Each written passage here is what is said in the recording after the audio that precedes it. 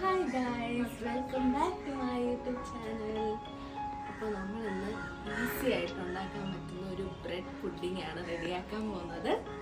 അപ്പോൾ എല്ലാവർക്കും ഈ വീഡിയോ ഇഷ്ടപ്പെടും എന്ന് വിചാരിക്കുന്നു. അപ്പോൾ let's get into the video. ആദ്യം നമുക്കൊരു പാത്രം എടുക്കാം. ഇതുപോലെ ഏതെങ്കിലും ഒരു പാത്രം എടുത്താൽ മതി. അതിലേക്ക് ഒരു കവർ പാലാണ് ഞാനിവിടെ ഒഴിച്ചു കൊടുക്കുന്നത്.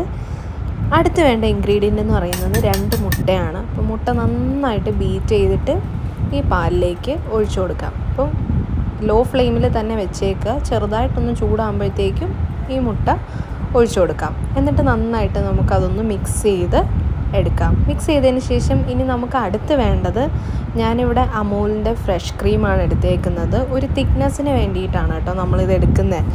ഇപ്പോൾ നിങ്ങൾക്ക് വേണമെങ്കിൽ ജസ്റ്റ് കോൺഫ്ലോർ വെള്ളത്തിൽ മിക്സ് ചെയ്തിട്ട് നമുക്കിതിലേക്ക് ഒഴിച്ചു കൊടുക്കാം. ഞാനിവിടെ ഫ്രഷ് ക്രീമാണ് എടുത്തിട്ടുള്ളത്. അടുത്ത് വേണ്ടത് വാനില എസൻസ് ആണ്. അപ്പോൾ നിങ്ങൾക്ക് വേണമെങ്കിൽ ഏലക്ക പൊടിച്ചിട്ട് ഇട്ട് കൊടുക്കാം. ഒരു മുട്ടയുടെ സ്മെല്ല് മാറാൻ വേണ്ടിയിട്ടാണ് നമ്മൾ വാനില എസൻസ് ആഡ് ചെയ്ത് കൊടുക്കുന്നത്. കുറച്ചധികം ആഡ് ചെയ്ത് കൊടുക്കാം.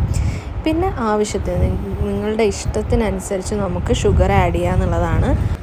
ഇപ്പോൾ ഷുഗറിന് പകരം മിൽക്ക് മെയ്ഡ് എടുത്താലും നല്ല ടേസ്റ്റ് ആയിരിക്കും ഗൈസ്.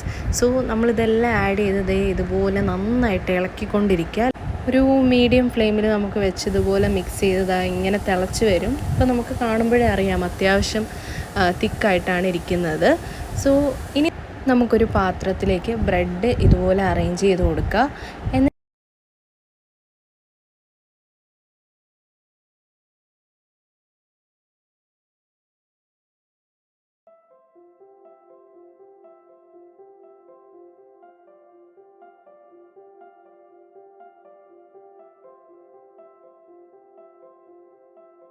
ചിപ്സാണ്.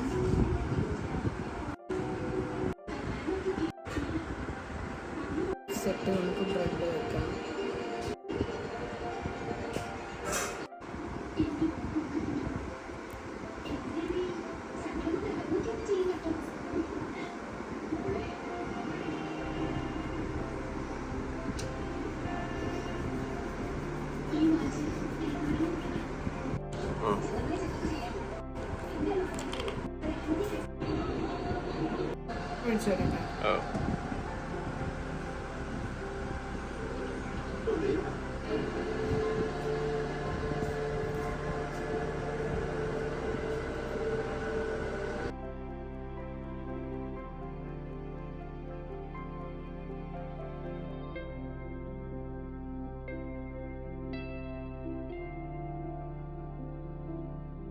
ഗൈസ്, ഇത്രേ ഉള്ളൂ പരിപാടി. ഇനി നമുക്ക് ജസ്റ്റ് ഒന്ന് ഫ്രിഡ്ജിൽ വെക്കുക, ഫ്രീസറിൽ വെച്ച് ഒരു 4 hours വെച്ചിട്ട് എടുക്കുക. അപ്പം എന്താ ഇതുപോലെ സെറ്റായിട്ട് കിട്ടും.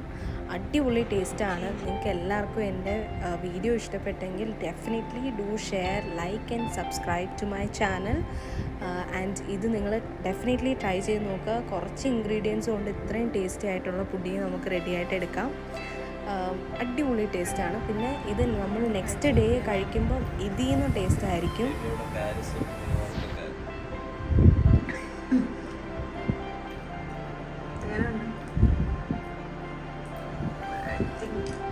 അടിപൊളി ഗൈസ്.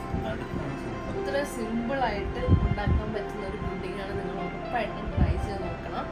അപ്പോൾ നമ്മളിതെല്ലാം ഫിനിഷ് ചെയ്തിട്ട് കാണാം. അപ്പോൾ ഇത്രയുള്ള ഗൈസ് വീഡിയോ. ബൈ.